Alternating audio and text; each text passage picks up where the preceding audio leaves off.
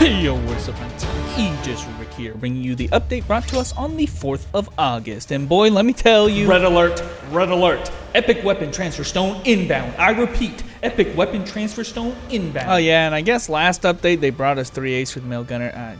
Who really cares about that? Because epic weapon transfer stone inbound. So without further ado, let's go. Okay, so since I brought it up, yes, I think this is perhaps one of the most important things of this update, and that is the most epic of them all event. And the reason that I feel the need to tell you this first is because you need to capitalize on it basically immediately. You will receive this account bound mythic chest, and to open it you'll need to collect 10 mysterious keys which are dropped in optimal level dungeons. Opening the chest will give you 4 of these shards and yet another chest, and because you can only farm 10 keys once a day, that means every day counts in this endeavor. You'll need a minimum of 25 days to get the transfer stone, and we've got about 40 or so days to get it done, so don't miss this chance. Another really great event is the upgrade of an upgrade's upgrade event. Ridiculous name, and honestly I'm ashamed I'm even bothering to read it. Now this is kind of complicated to explain, so I'm not really gonna try, just check it out yourself. But essentially you can rent out a level 100 epic for the event period. I suggest a weapon because the purpose of the rental epic is that you can reinforce,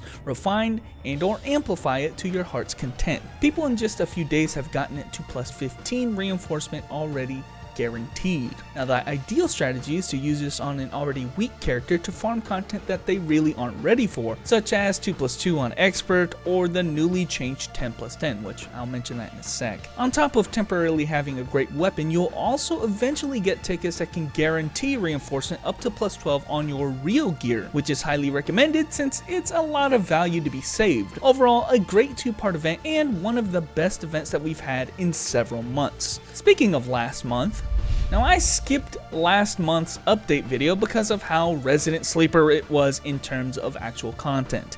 In fact, lackluster and unmotivating content updates has caused a severe lack of interest of the game for me and others as of late, so Neopol, step it the hell up. But one thing that actually deserves mentioning is that the M.GUNNERs got their 3rd awakenings, which I'm sure excited all 5 or 6 of you or something. Now as you all understand, I am a knight archetype player, so maybe you can understand my disinterest in such an antithetical character like the Gunners, and I haven't bothered devoting hardly any resources into any of the 8, until now that is, because my ranger's actually starting to get pretty geared, and after giving him a chance, I suppose he's not so bad. Overall, my favorite addition for the M.GUNNERs is their new level 100 passives. You can see that on classes like Ranger and Spitfire, they definitely improve their low level skills and make them a lot more useful, giving them better damage and utility. Now I'm a little frustrated that this philosophy doesn't always translate to all of the rest of the 3As that are available in KDNF so far. Now the best 3As in my opinion are the Spitfires, yeah sure, but even better than that is the male mechanic. This thing is just so epic with this world busting capacity.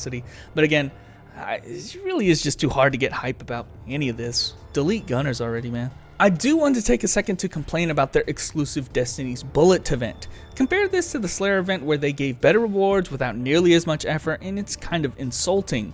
Like, as if being a M.GUNNER wasn't unpopular enough, they gotta stomp them into the dirt by making the rewards hogtied behind making several alts. And even if you bothered, you don't even get as many useful items as the Slayers. Like, what the hell is their fascination with gifting an Operation Hope swap set? Nobody is going to make a character from scratch just so that they can earn a goddamn Operation Hope swap set. Give them some endgame gear, dude. Neopol, if the idea is to compel someone to make a character they perhaps might not want to, you have utterly failed in this regard, completing the exact opposite effect. Literal resident sleeper. Hopefully, the fighters, when they are released, are not so shafted in their exclusive event.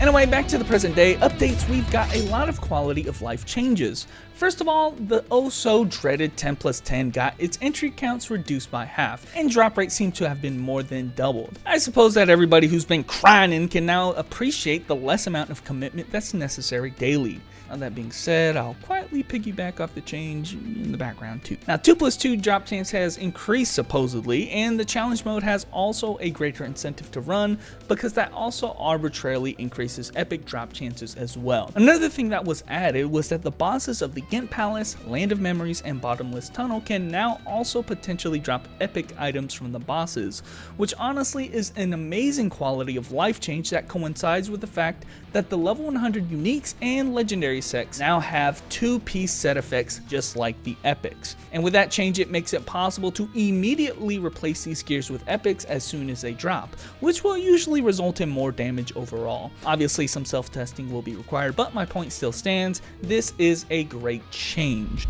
And speaking on the 100 legendaries, we now have access to Neo legendaries by way of the new dungeon added in the new area, the Dark Dimension. Essentially, this area hosts special dungeons that allow you to bring up to 3 of your alts through it to help you farm the content. Careful though, this also quadruples your cube count since everyone's gonna be spamming like crazy. The general strategy is to make your 3 APCs your main characters, and then you play the character that is geared in level 100 legendaries. Eventually, you'll get enough of these fragments to purchase a single Neo legendary, which is designed to buff up the set effect that it's a part of to incredible levels. We're talking it's probably stronger than some of the level 100 epic sets. On Friday and the weekend, you get access to the Garden Dungeon, which is gonna act kind of like a world boss in many phone games. You get access to this dungeon only 10 minutes every even server hour. You'll attempt to clear floors, which get progressively harder as you go up, and the floor clears contribute to a world boss clearance rate that will give us better rewards as a server if we clear it as determined by the update page itself. Anyway, the dungeons themselves are not that hard, and I hear most people get at least the accessory set since it's even stronger than the upgraded level 100 epic accessory set. Now there is an event in the Tracks of the Darkness creation event that focuses around this content.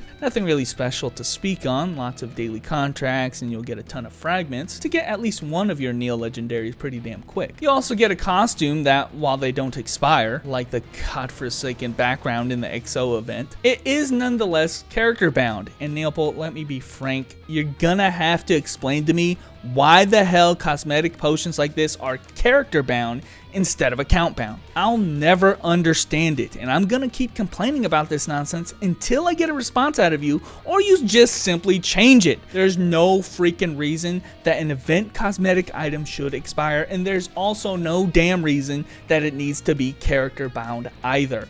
It's a cosmetic, dude. It's like they don't want us to promote the cool shit this game has to offer, and it makes 0 sense. Come on. And that, guys, concludes the updates brought to us on the 4th of August. No, I'm not even going to bring up the Path of the Season server event because it's so uninspired, I don't even have enough care to finish this sentence. Now, overall, while I have been disappointed in the lack of variety or interest in any of the content we've been getting, this is a nice change of pace. In particular, I'm interested in the events, the 5+5, and the fact that Fighters 3As are just that much closer. Oh yes, one minor note here. The DFO Content Creator Season 1. And look, here's what I gotta say about that. I'll be throwing in my hat for the YouTube creator, but I just want to say that even if I'm not selected, I'll nonetheless be doing exactly what I've been doing from the very start of this whole thing.